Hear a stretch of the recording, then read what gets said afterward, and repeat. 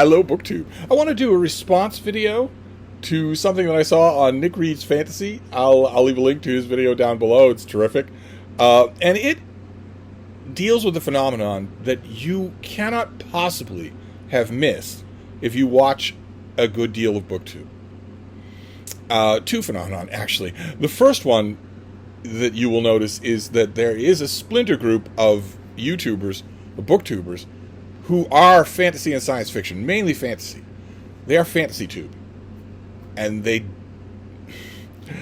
don't seem to want to mix with the rest of BookTube. Would be a nice diplomatic way to put it. In my own experience, that have completely rebuffed any overture to have anything to do with me whatsoever. Even though I've read, let's just say, as much fantasy and science fiction as they have, and known and talked to a great number of the authors that they really like.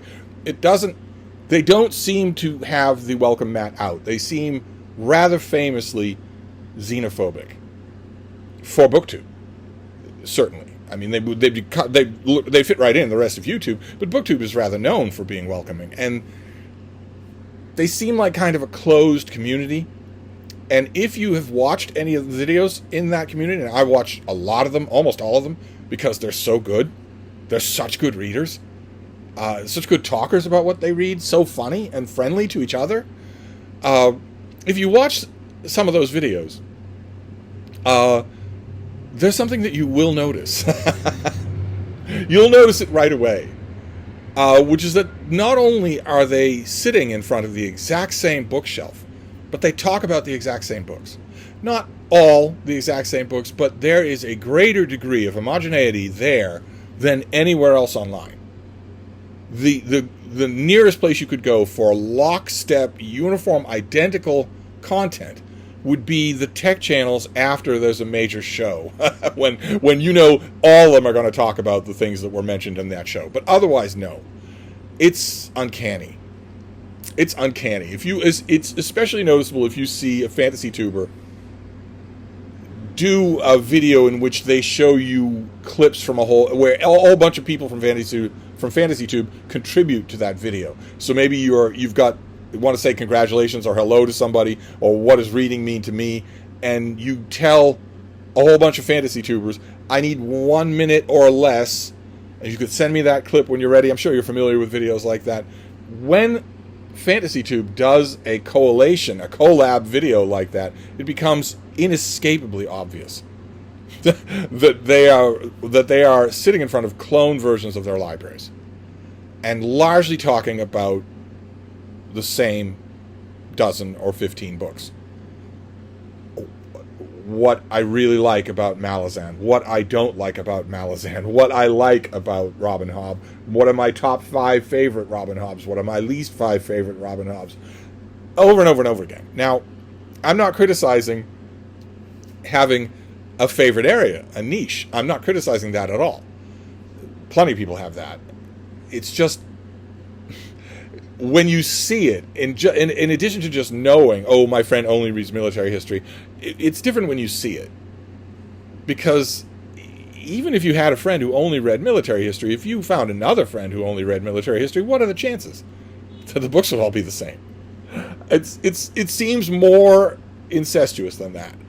And Nick Reed's Fantasy did a video on that subject. Amazingly, he did a video on that subject where he talks about why that would be true. Why are we talking about the same dozen or so book series? And he comes up with 3 theories why that might be true. Theory number 1 is the echo chamber effect of BookTube, which is not only influencer culture, where if you have a channel with 4,000 subscribers and a channel with 50,000 subscribers is talking about, I don't even know, Cosmere or whatever, you one of the 12. If one of those channels is suddenly talking about that, well, then maybe you will do that. Certainly, if you watch 2 or 3 FantasyTube channels that are all talking about the same series, the YouTube algorithm will start to show you more channels that do that. There's also an element that I don't think Nick mentions in his video. There's an element connected in this first theory of audience capture. The phenomenon on YouTube known as audience capture, where you might want to talk about something else, but if you have offshored a good deal of your monthly financial statements to your YouTube channel, and you know that certain videos do much better than certain other videos, you will start to make the videos that do better than the others so as not to endanger your financial bottom line. And that is audience capture. That's at least the benign version of it, the non-ideological version of it, the financial version of it. It's one of the many, many reasons why I strongly advise people not to monetize their channels, because you are eventually going to end up looking at this as a job. The minute you have to wade your way through tax forms. Anyway, that's theory number one. Influencer culture, the algorithm, I would say audience capture. And then theory number two, Nick mentions that it's the weakest of the three theories, and I agree. Just so you know, I'm not beating up on him. I'm not beating up on him. He says it himself. I have to tread very carefully. Not with Nick. I don't think I have to tread very carefully with Nick, but I don't want to. I'm already billed in certain quarters as a bully on BookTube with main character syndrome, because if you talk about a subject at all, I guess you have main character syndrome. I hate the 21st century so much. Anyway, the second theory that he has is the prevalence of plastic media adaptations. You look at those so-called IPs, you'll see quite a few of them are drawn from fantasy and science fiction. And they make major bank at the box office. They are all over cable channels. So maybe that has something to do with the ubiquity of it. I don't think that would really account for the fact that it's the same 12 series. I don't think that would really do it. But it might play a role. And then there's Nick's third theory. His clear pet theory, which I'm not going to be able to do as much justice to as he does, because he's a much more analytical and scientific bent than I am. But it's a concept that you all know. The bell curve is a concept that everybody knows, where in life, in endeavors of whatnot, in anything really, you will have a curve that goes up like this and down like that. And most stuff will be crowded around in the middle. So really, really crappy versions of X, Y, or Z will be comparatively statistically rare. And so will really, really good examples of X, Y, or Z. Most stuff will fall in the height of the bell curve. And rather charmingly, Nick says that the bell curve applies to the reason why the bell curve is an explanation for why these FantasyTube channels are always showing the same 12 series is because those 12 series, when these FantasyTube channels are being asked or are coming up with a channel, what's the best fantasy that I can recommend? If I were going to make a top 10 list, not an unknown phenomenon on FantasyTube, if I were going to make a top 10 list, why are those top 10 lists so similar on FantasyTube? Almost identical. Nick's rather charming explanation for mapping the bell curve onto that is that those lists represent the little tiny percentage of the very best fantasy. In other words, he's saying that the reason why those same series show up on so many channels is because they share the same extremely high level of objective merit. And that is extremely reassuring to me. First of all, to find anybody saying that there are objective qualities to any literature at all is wonderful. That is very refreshing. But he is essentially, if this bell curve theory is correct, he's saying the reason why those same 12 series show up on so many FantasyTube channels is because those 12 series are, in fact, the best, objectively. They're over here on the bell curve. And that's why they keep showing up like that. I found that rather remarkable. I think that it is wrong. I've always found the whole concept of a bell curve not particularly helpful because it completely lacks nuance. The bell curve here that we're talking about for book series or individual standalone books in fantasy and science fiction seems to me that is at least that the bell curve is measuring there. At the very least, it could be measuring hype, marketing, in other words, money, even critical reviews, my own part of the paddock. It could be measuring, that bell curve could be a reflection of all of those things rather than intrinsic merit. Rather than intrinsic merit. I think it's enormously likely that that's what that bell curve on this subject is actually measuring. A bell curve on this subject will never include Lord Dunsany. It will never include Evangeline Walton. It will almost never include Fritz Leiber. So I would say obviously that bell curve is not reflecting literary quality. It's not. I think it's charming, but rather naive to say that the reason all of those series are the exact same on all these FantasyTube channels is because they actually are the best. I don't think so. No. Nick actually alludes to part of this himself when he talks about the sociological effect of Harry Potter, for instance. Or the cultural effect of Game of Thrones, which reached an enormously increased audience because of a plastic adaptation. I think that is much more likely than that the bell curve here is reflecting that these really are the best. Trust me. I know this is heresy when it comes to FantasyTube, but FantasyTube doesn't listen to me, and they don't want me, so I'm free to speak heresy. Trust me. If we're talking about objective merit, if we're talking about the best of the best, Robin Hobb will not be anywhere near that list. And neither will Harry Potter. So we're obvious. I think it's obvious we're not talking about that, but something might be going on there in terms of maybe a combination of theory number 1 and theory number 3. That maybe hype or influencer culture or even audience capture is mapping the bell curve of theory number 3, not the intrinsic merit of the book. But one way or another, once Nick is done with these theories, he puts forward his most controversial claim of all, which is to say that it's not a bad thing. He says that it's a good thing that when you ask 15 fantasy tubers to list their top 10 fantasy series, their answers are all identical. The placements might be different, but the answers are all the same. Nick says that it's a good thing, that he calls it a shared culture, a sense of belonging, that this reflects a sense of belonging. That caught me by surprise. I would think that anyone looking at that extremely isolated Lothlorien, that realm of FantasyTube, and seeing how effectively the channels clone each other and how little they want to do with any other channels, I would think that anyone would look at that phenomenon and say, well, that's not a good thing. I mean, if you like that kind of reading, good for you, but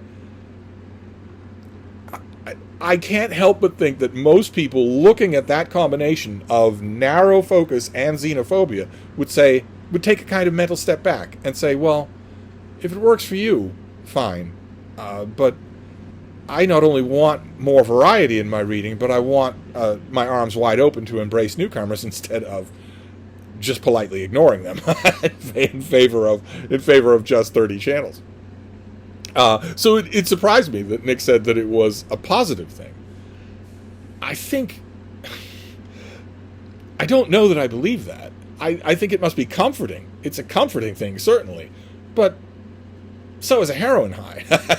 Not all that is comforting is healthy or good. I mean, a sense of belonging? Ask around on the broader, non-exclusively 12 series in fantasy booktube. In the booktube ecosystem outside of the fantasy booktube world, ask around if people feel like they have a sense of belonging. I think you'll find it's pretty prevalent. And it therefore doesn't require lockstep identicality of what you're reading. Because outside of FantasyTube, people are reading all kinds of things. They're reading all over the place. And yet there is a sense of belonging. I don't think you need the books to be the same in order to feel that. And I wonder if maybe FantasyTubers just don't know that. Because, of course, again, I'm not worried about pissing them off because they don't want anything to do with me anyway. But talking in broad psychological terms, xenophobia is rooted in fear. It expresses itself as all sorts of other things, but it's rooted in fear. And it could be that when fantasy tubers are feeling that sense of belonging because they're all reading the same books, and reading the same books in the same way and coming to the same conclusions about them. It's not just the same books. If you listen to live streams where, you know, the latest R. Scott Bakker book is talked about, you will see that the participants are either already present on the same page of a catechism or are subtly, conversationally working themselves towards not only reading the same book, but reading it in the same way. And I can imagine that if you did that, that would give you a sense of comfort.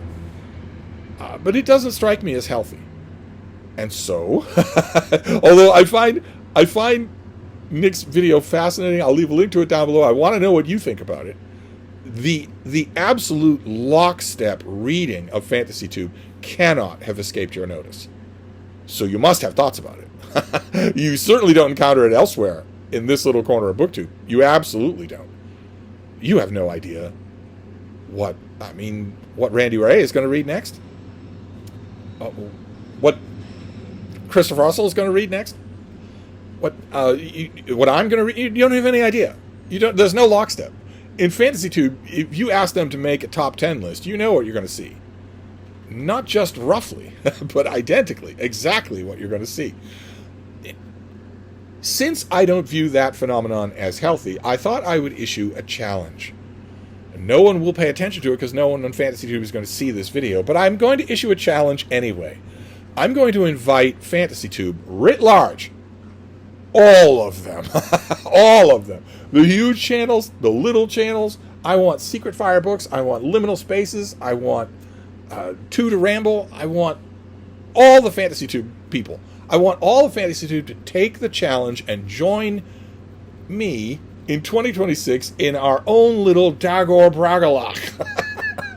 I want you to take a reading challenge. Most of FantasyTube, to my eyes, is incredibly young. Not Liminal Spaces, of course. He came over from Valinor and was greeted first by Círdan the Shipwright. But most of FantasyTube is extremely young. So you can burn a year. You're doing it anyway. You sacrifice at least the equivalent of 200 days out of 365 on video games. So you can burn a year of your reading. So take the Dagor Bragalach challenge for 2026. And what is that challenge? No fantasy in all of 2026. None. No science fiction in all of 2026. None. Not a single book, not a read or a reread. No books in series, even non-fantasy and non-science fiction. So I'm ruling out Arby and Matron. No books in series. Nothing in a series. Nothing in a series. When's the last time you read a book that was not part of the series? No fantasy, no science fiction, no books in series. And of the books that you read in 2026, 50% have to be written by women. At least 50%. So if you read 50 books, and most of FantasyTube, you're great readers.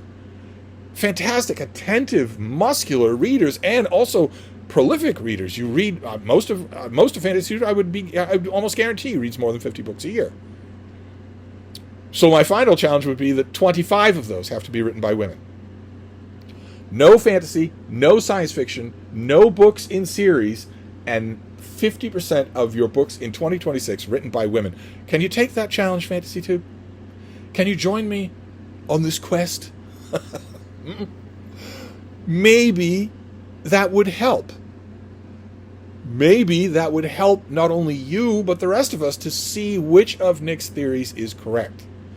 The only way to do this is to break the habit. The only way to do this is to dissolve the girdle of Melian. You have to let a blindfolded dwarf into Lothlorien. You have to do it in order to see whether or not this is necrotic. I think it's unhealthy. Well, if you take the Dagor Bragalach challenge, you will know whether or not it's unhealthy. Could you do it? And keep in mind, if you take the challenge, I'm not condemning you to a year in which you do not enjoy your reading. Obviously, the fact that you like fantasy doesn't mean you can't at all like anything else. I say, take the challenge, and let's find out what the real reason is for why your channels are effectively clones of each other. Let's find out what that is. The only way to know that for sure is to break it wide open.